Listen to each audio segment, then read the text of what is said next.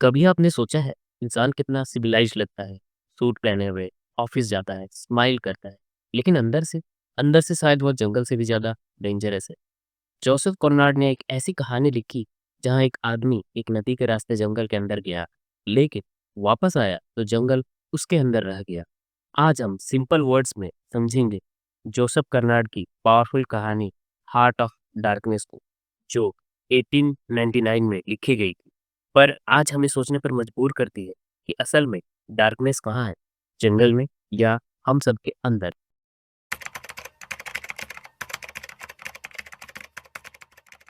The story doesn't begin in Africa. It begins in England on a quiet evening. A small ship, the Nelly, rest on the river Thames. कहानी की शुरुआत Africa से नहीं बल्कि England के एक शांत शाम से होती है। एक छोटा सा जहाज जिसका नाम नेली है, थेम्स नदी के किनारे लगी हुई है। The sky glows orange, the water shines like glass and group of men sit on deck. Among them is a thin, thoughtful sailor named Marlowe. आसमान नारंगी है, पानी शीशे की तरह चमक रहा है और कुछ लोग डेक पर बैठे हुए हैं। उन्हीं के बीच एक पतला और समझदार नाविक है, Marlowe. He looks at the dark water and says softly, "This river too was once one of the darkest places of the earth." Marlow गहरे पानी को देखता है और धीरे से कहता है, ये नदी भी कभी दुनिया की कुछ रहस्यमय खतरनाक जगहों में से एक था। Others laugh, but Marlowe doesn't. He stares at the horizon. सभी हंसते हैं, पर मार्लो नहीं। वह शांत होकर क्षितिज को घूरता रहता है। Inside his mind, something stirs. Memories of another river, far away in the heart of Africa. उसके दिमाग में है एक दूसरी नदी जो बहुत दूर अफ्रीका में है।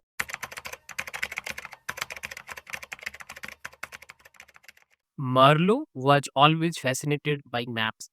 As a boy, he would spread maps on the floor and touch the blank spaces, the places no one had explored. One of those blanks was Africa. Marlow को मैप से काफी ज्यादा लगाव था। वो मैप के उन जगहों को छूता जहां खाली स्पेस है, जिसको किसी ने कभी नहीं खोजा। इनमें से एक था Africa. Years later, when he grows up, he gets chance. Through his aunt's help, he joins a European trading company and gets the job of a steamboat captain on the Congo River. वर्षों बाद जब वो बड़ा होता है, उसके aunt की मदद से उसे एक यूरोपियन ट्रेडिंग कंपनी में काम मिलता है। उसके लिए ये ड्रीम जॉब है।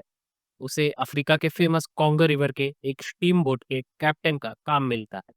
He thinks it will be adventure, new lands, new people, new stories. But as his ship sails closer to Africa, he starts feeling something strange. Marlow सोचता है कि नई जमीन, नए लोग, नई कहानियां, सब कुछ कितना अच्छा होगा। पर जैसे जैसे जहाज अफ्रीका के नजदीक आता गया, उसे अजीब सा महसूस होने लगा। He thought he was going to explore Africa, but Africa was going to explore him.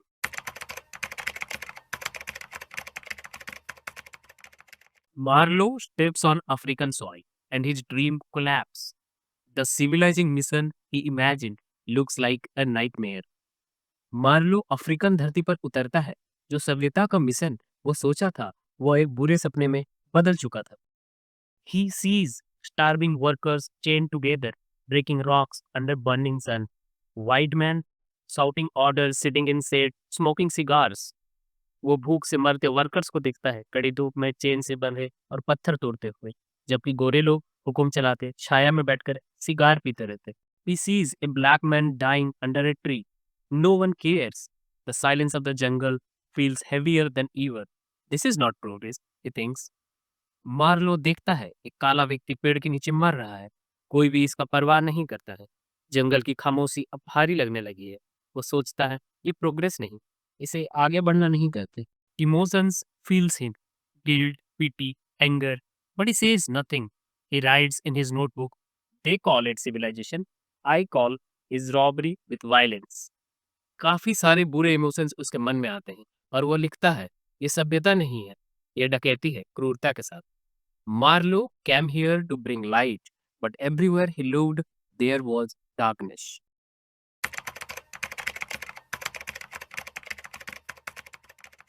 Marlowe meets the manager, man who smiles too much and says too little.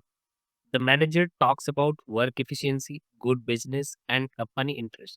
Marlowe manager से मिलता है जो हंसता ज्यादा और बोलता कम था। वो अपनी मैनेजमेंट की बातें करता है। The manager speaks about a man named Mr. Kurch, the company's best agent. He sends back more ivory than anyone else.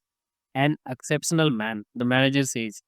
Manager कर्ज के बारे में बातें करता है और कहता है सबसे ज्यादा हाथीदार कर्ज ही लाता है और काफी शानदार व्यक्ति है। But then managers eyes shift, he whispers he is ill, very ill. पर तभी मैनेजर की आंखों का भाव बदल जाता है और धीरे से कहता है वो बीमार है, काफी बीमार। Marlowe feels curiosity rising inside him. Who is Kurtz? Why does everyone speaks about him like a legend and a ghost at the same time? Kurtz के बारे में जानने की इच्छा मार्लो के मन में और अधिक होने लगती है।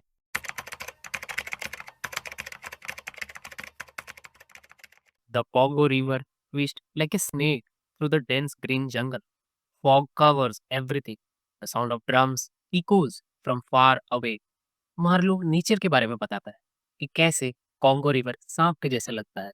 धुन सब कुछ ढक लेती है और दूर कहीं ढोल नगाड़ों की आवाज आती है। Marlow stands at the steamboat's front watching the river. No path, no compass, only instinct. He feels as if he is traveling backward in time to the beginning of the world where there were no rules, only survival.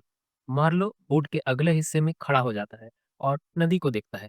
कोई रास्ता, कोई compass नहीं, बस मन के भरोसे चलते रहना है। उसे ऐसा लगता है जैसे वो समय में पीछे जा रहा है, धरती के शुरुआत में, जहाँ कोई नियम नहीं है, बस जिंदा बचे रहना है।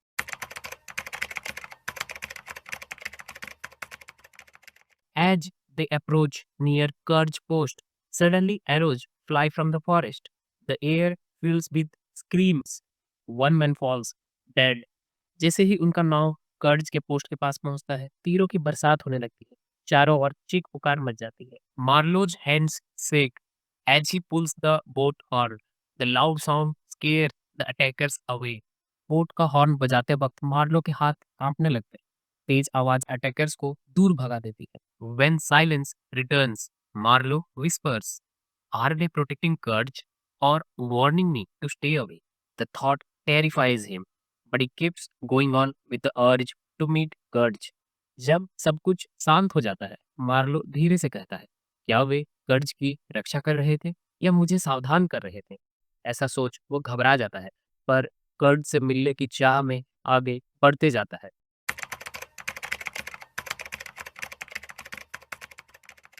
Finally, Marlowe reaches the inner station, but what he sees freezes his heart. Around Kurge hut, human skulls hanging on poles. No trophies, only warnings. The people here worship Kurge like a god. They dance for him, they kill for him.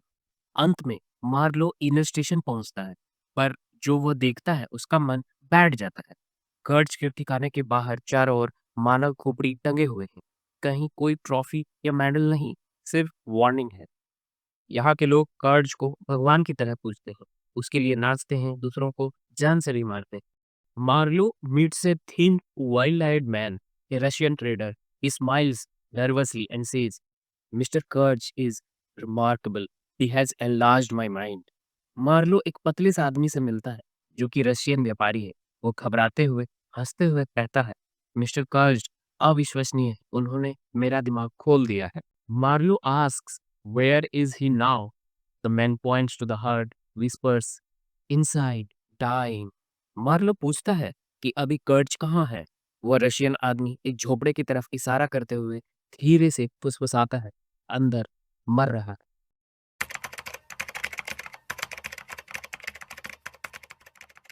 Inside the dark hut lies Kurj, pale, weak, yet powerful. Even near death, his voice has authority. झोपड़े के अंदर कर्ज लेटा हुआ है, फीका, कमजोर, फिर भी दमदार लगता है। मरने के कगार पे भी उसके आवाज में दम है। He looks at Marlowe and murmurs, "I had great plans. I wanted to bring light to these people." Then his tone changes. But the jungle, the jungle got into my blood. कर्ज Marlowe को देखकर बड़बड़ाता है, मैं मैं इन लोगों के life में रोशनी लाना चाहता था। बस इतना कहते ही उसका आवाज बदल जाता है और कहता है, ये जंगल ये जंगल मेरे खून में घुस चुका है। Marlowe feels goosebumps. He realizes that Cursed is not talking about the jungle.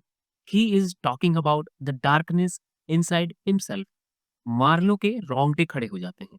उसे समझ में आने लगता है कि कर्ज जंगल के बारे में नहीं बल्कि अपने अंदर के अंधेरे के बारे में बोल रहा है। Suddenly, Kurd sits up and cries out his final words. The horror, the horror. Then silence. The jungle goes quiet as if even nature is listening. अचानक कर्ज उठकर बैठ जाता है और अपने अंतिम शब्द बोलता है, द हॉरर, भयानक, भयानक। फिर सन्नाटा छा जाता है। जंगल बिल्कुल शांत, मानो नेचर भी सुन रहा हो। He came to rule the jungle, but the jungle ruled him.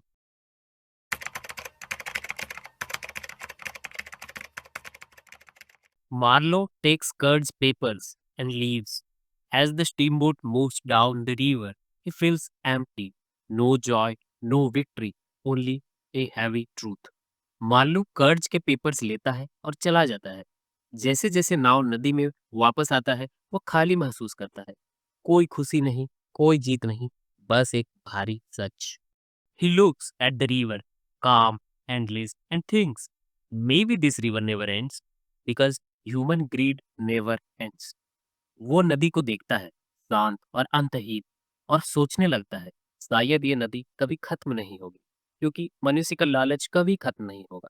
यह मार्लो नदी के बारे में नहीं, मनुष्य के अत्याचार और लालच के बारे में बोलता है। He goes home, but home doesn't feel like home anymore. People talks about success, progress, light. He knows it's all lies. वो घर जाता है, पर घर उसे अब घर जैसा नहीं लगता। लोग तरक्की और सफलता की बातें करते हैं। अब वह जानता है ये सब झूठ है।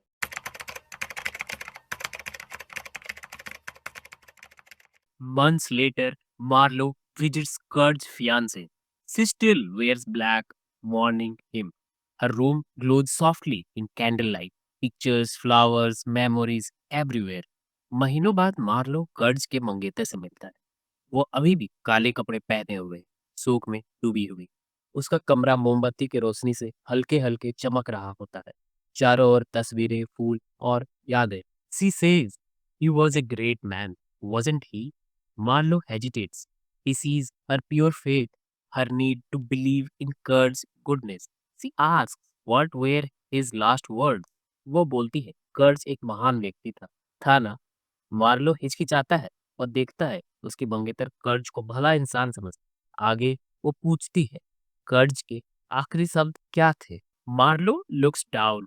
He remembers the horror, but he cannot destroy her illusion. He whispers, your name. She smiles, tear in her eyes. Marlo walks out, feeling a strange sadness.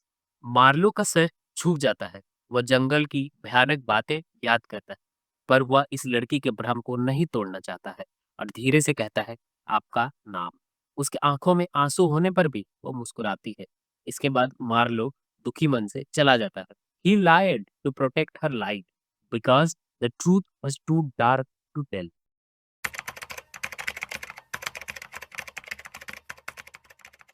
Marlowe realizes the truth. The heart of darkness is not Africa. It's not the jungle. It's the human heart, full of greed, cruelty, and lies. Marlowe सच को समझने लगता है। अंधेरा Africa ये जंगल में नहीं, बल्कि लोगों के दिलों में है, लालच, क्रूरता और झूठ के रूप में। He thinks civilization is just a thin pot of paint. Scratch it and the savage appears. Everyone has a jungle inside, and once you enter it, you may never come back the same. वह सोचता है सभ्यता paint की एक पतली परत है, जिसे खरोंचते ही असली सच सामने आता है। हर व्यक्ति के अंदर काला जंगल है। एक बार उसके अंदर घुसोगे तो बाहर दूसरा ही व्यक्ति वापस आएगा।